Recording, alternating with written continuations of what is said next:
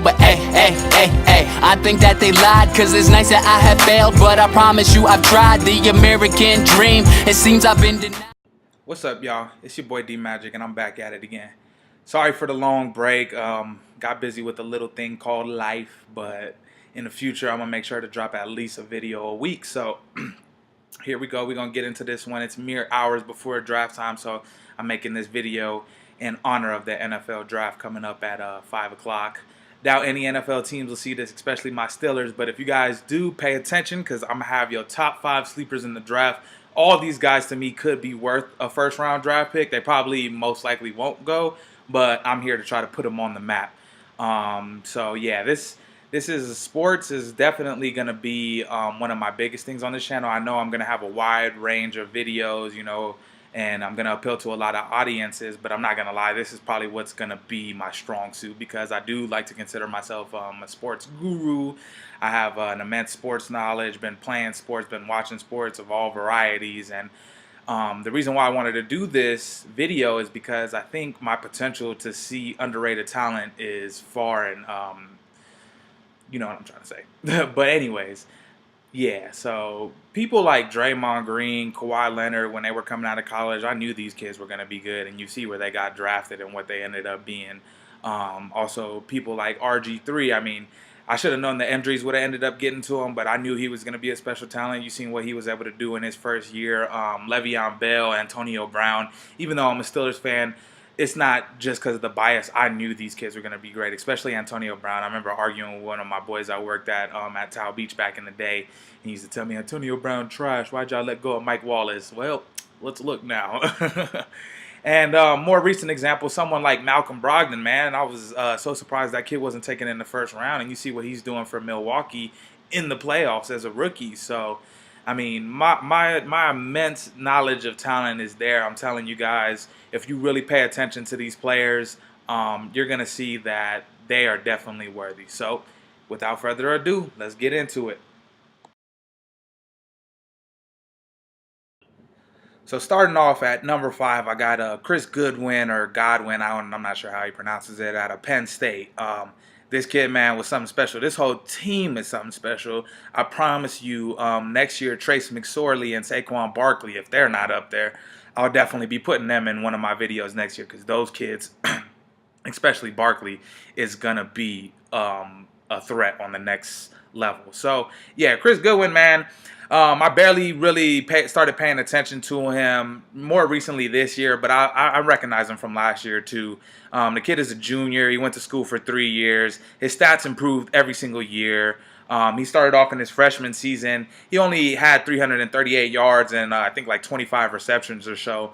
But, you know, he was limited. He was a freshman. He probably wasn't getting a lot of playing time. But he still was able to manage 2 touchdowns. He still averaged 13 yards per catch, which is still really good. And he had a 72-yard reception, which, you know, shows his deep play threat already as a freshman. Then you go on to his sophomore year. In his sophomore year, he obviously got a lot more playing time. And he, you know, was able to get over 1,000 yards, 1,101 yards, averaged 16 yards per, you know, catch, and his longest was a 56-yarder with 5 touchdowns. And again, just shows the immense talent this kid has. And this year, I mean, he had less yardage. He only had 982 yards this year, but that was on less receptions. He actually averaged 16.6 yards per catch this year, and his longest again was a 72-yarder with 11 touchdowns this year, which just showed the maturity of this kid, showed how he was able to, you know, get it done as he matured and able to figure out the game. One and foremost, this kid is a deep play threat. I think you guys saw that in the Rose Bowl against USC. Valiant effort by Penn State. They just came up short, but his 72-yard touchdown, man, was something amazing. And he also had another 30-yard touchdown in that game. So he also shows he's not scared of the big lights. He'll step up when he needs to step up. So, you know, I really think this kid is worthy of a first-round pick. The projections I've seen him going around 48, 49, which isn't bad for him, honestly. But I think he really does have the potential to be the best wide receiver in this draft. I know you got Corey Davis and Mike Williams coming out, and I know those kids definitely got talent, and I think they got more showmanship than Goodwin has. But I'm telling you, Goodwin has that deep play ability, especially you get him on the right team. Someone I'm looking at, you know, like, I'd say he's about a mid-rounder, like number 16, Baltimore Ravens, for example. Ravens, lost Steve Smith. They picked up Mike Wallace, and I know what's his name, Aiken is coming into form too. But Flacco has always had that deep play threat. Think about it with Torrey Smith, you know what I'm saying? And then Mike Wallace this year. So you give him this kind of weapon, man, I'm telling you, Goodwin could definitely thrive with the Baltimore Ravens. So hopefully, they listen to this and let's see if they'll get him. So yeah, that's number 5. So number 4 out of my favorite college football team, and this isn't out of no bias. These are really sleepers that I think are worthy. Out of the Miami Hurricane University, David Njoku, tight end, man. This guy, I'm pretty sure his freshman year was a red shirt because there's no stats on him. So I don't think he played his freshman year, or he probably didn't redshirt, but he probably just didn't get a lot of playing time.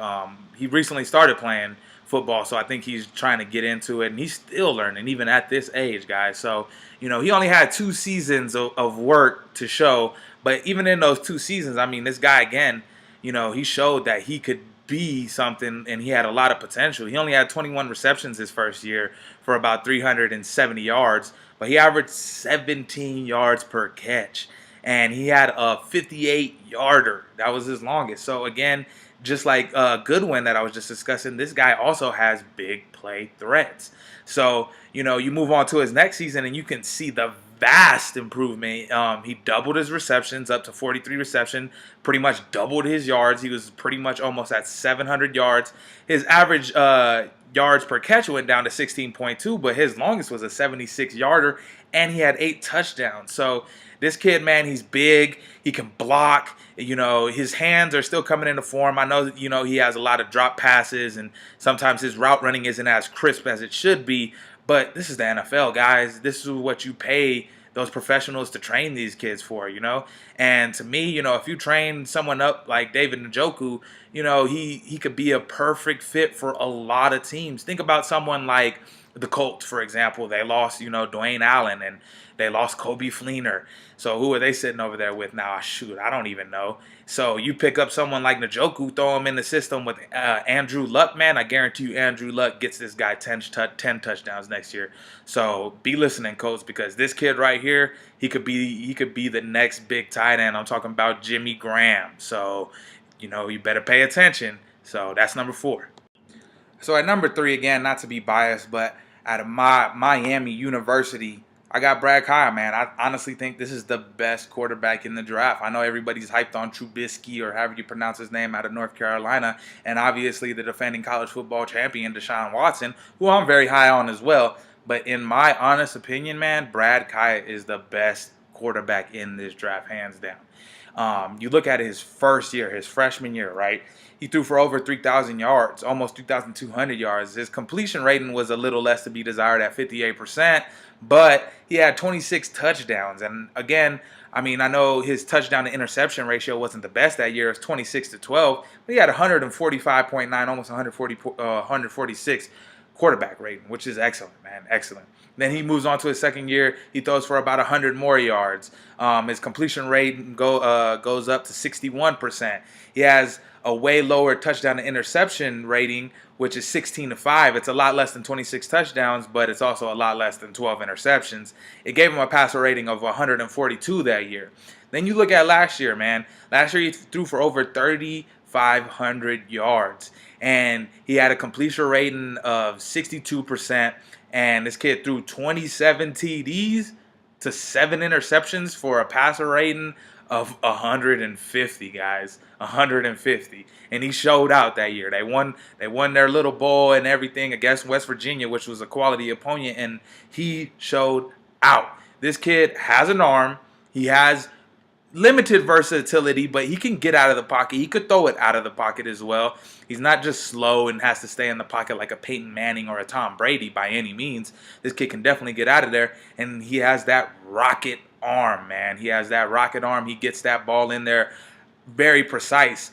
He's still young. He's developing, obviously. That's why at times, some of his balls are a little bit off, but You see, this guy definitely has the deep ball. He has the accuracy. He has the knowledge. He can recognize coverage. He knows how to audible well on the move. He can handle big pressure games, man. So to me, honestly, it's hands down. This kid has to be the first quarterback off the board.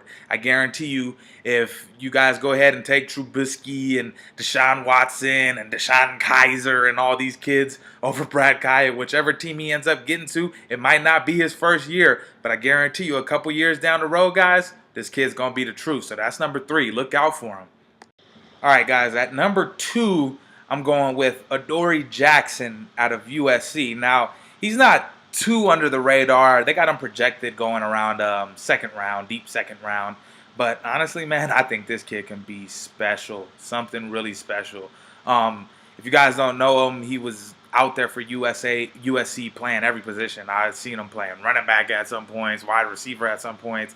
He definitely did the kick return, the punt return thing, and he was amazing at that. So just that alone gives you that Devin Hester-esque, kind of player. That, I mean, why wouldn't you want to have that? Special teams is 1/3 of the game, and if this kid's giving you good, even if he's not running all the way back, if he's getting you, to the 40 or beyond consistently, that's great right there. And he showed it, man. I mean, his first year, obviously, he was probably on, the bench a lot and didn't really get a lot of PT. But starting in 2015, I mean, he took 2 punt returns and kick returns back. And then, this year he also took another 2 kick returns and punt returns back. And, he had a lot of big flash plays for USC on the offensive end at wide receiver and at running back. I remember seeing him. I know he had a couple of good ones in that Penn State Rose Bowl game that really helped him out. So, again, that shows that this kid also isn't scared of the big lights. He's ready to play under pressure. But the thing that people are most sleep on this kid is his natural position, cornerback, man. He's not big. He's not tall. He's not a shut-down corner by any means of the imagination, guys, by any means. But this kid has the talent.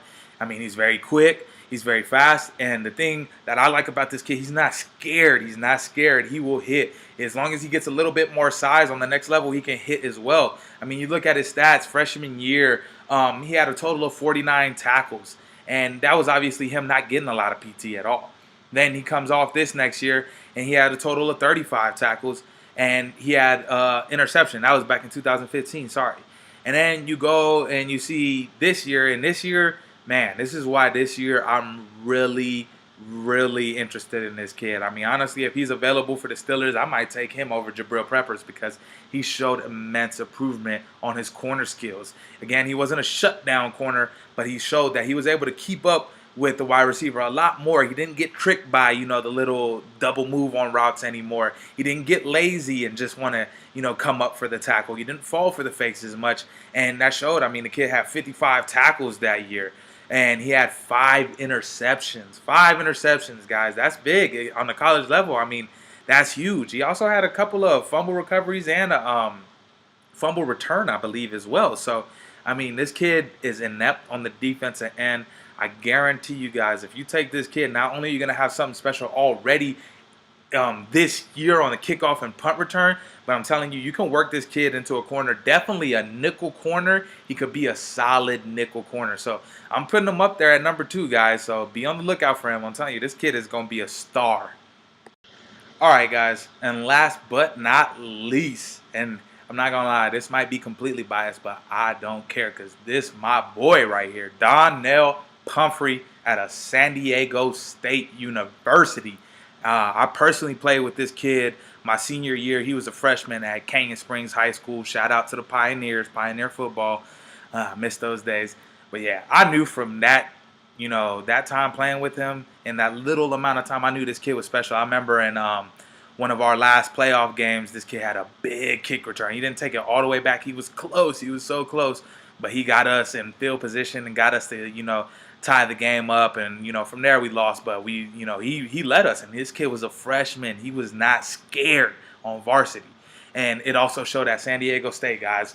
I mean, the proof is in the breading is in the proof, whatever how they say that saying. This kid has the stats hands down. You look at it freshman year, he only had 125 attempts, and he was only able to have 752 yards. But I remember he was sitting behind this kid, Adam Muema, number 4. He was a junior at the time, I think, and that kid was pretty nice too. So, he was behind him, but he still had still averaged 6 yards a carry. He had a 72-yard carry. He had 8 touchdowns that year, 2 touchdowns receiving as well. He's a great receiving back. He had 234 yards there and averaged 10 yards a catch. So that was his freshman year, sitting behind, not getting no PT. And again, I know he plays in the Mountain West, but I mean, come on, guys. Numbers are numbers. They don't lie. This kid is doing something special. You move on to his next year, 276 attempts for almost 2,000 yards, 1,867 for 6.8 yards per carry, guys. 6.8. That's amazing. And his longest run that year was a 93-yarder. And he had 20 touchdowns on the ground, guys. 20 touchdowns. He didn't have no touchdowns receiving that year, but he still put 160 through the air. This kid was something special. He still averaged 7 yards per catch. That's his sophomore year. Now you move on to his junior year. He has 309 carries for 1,600 yards. Maybe a little bit of a down year, only 5.4 yards per carry. But this kid still had a 72-yarder and 17 touchdowns on the ground, 3 touchdowns through the air. And that's why he had less carries, or not less carries, but less yardage, I think, on his carries, because he was starting to get more adapted to the receiving running back game, as he had 28 receptions there for 416 yards for an average of 15 yards a catch, guys. And like I said, he had a 72-yarder this year, and he had more than that. This kid is big play threat too. I'm talking Darren Sproles. I'm talking DeAnthony Thomas, man. He has that big play. He's crafty. He can get out of tackles, surprisingly, even though he's small. Then you look at his senior year, man, 349 attempts for 2,133 yards.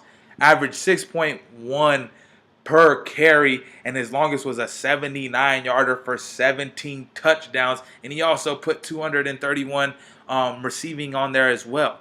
I mean, come on, man. This kid won 3 of his 4 bowl games that he was in. Yeah, the first one he didn't contribute that much, but he had a few carries. The one that they lost his junior year was really hard fought, and he didn't. I mean, his sophomore year was really hard fought, and he couldn't get much going. But his sophomore and his junior year, man. I mean, his junior and his senior year, man. He showed out in his bowl games, especially last year, man. That Las Vegas Bowl, you saw he was going for blood, trying to break Ron Dayne's record. And as we talking about sleepers, let's not forget, guys, this guy is number one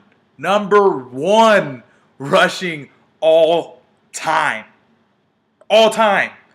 college football. This guy is number 1. If you go look up number 1 rushing history of college football all time, Donnell Humphrey is gonna pop up. And yeah, I get it. Ron Dayne and like Ricky Williams and some of these cats, they didn't count their bowl games. But even so, he would still be top 5. He would still be top 5, hands down. He's only behind company like Ron Dayne, Ricky Williams, Chris White. Like these kind of players, D'Angelo Williams. These are the only kind of players that he is behind.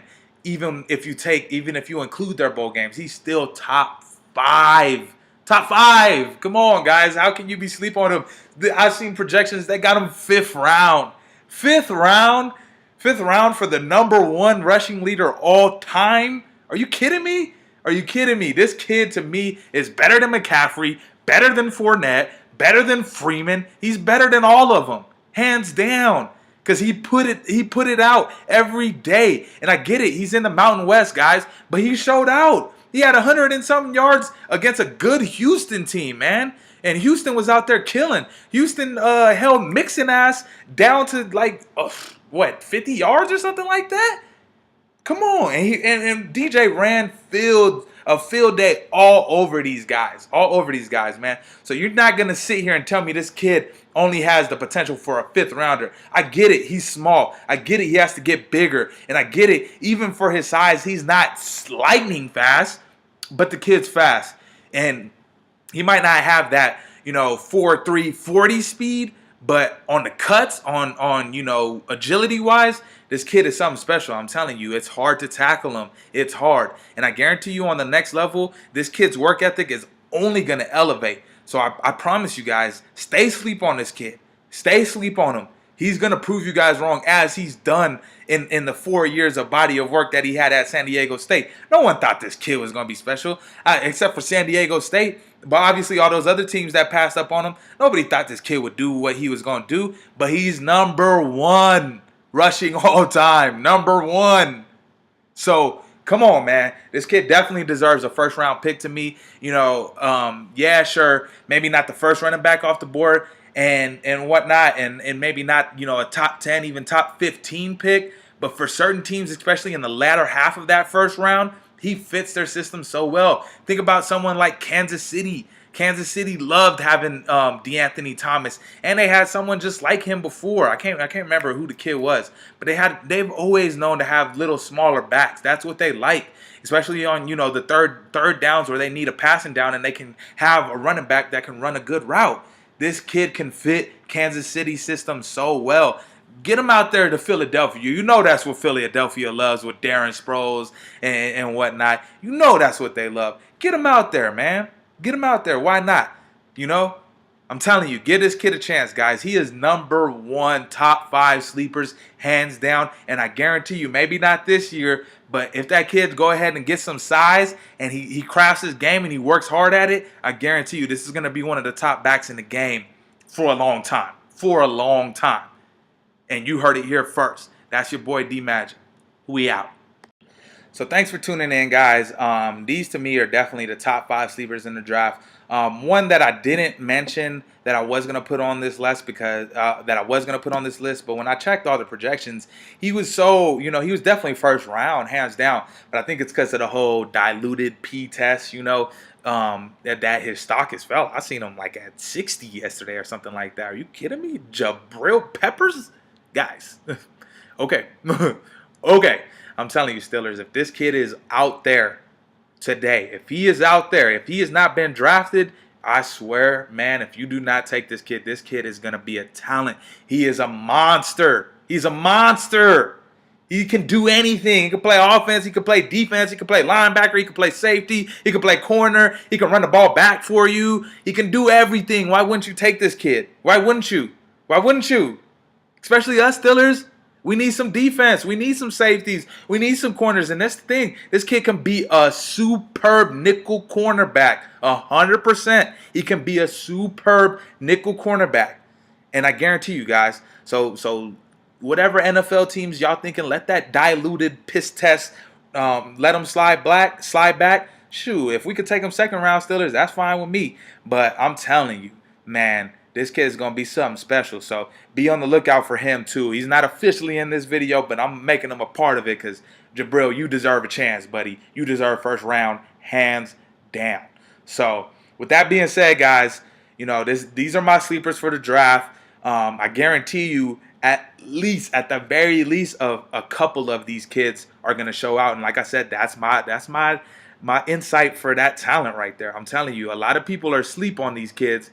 But when it comes down to it, I guarantee you in the years down the road, some of these kids are going to be the kids that were like arguably best wide receiver in the league, arguably best tight end in the league, arguably best quarterback in the league. And you heard it here first. So I'm telling you guys, let's make me relevant so I can make the world relevant with what should be relevant. It's your boy D Magic. I'm signing out. Yeah, they try to bring us down, but we gon' make the sound. I don't think they understand. Just catch me.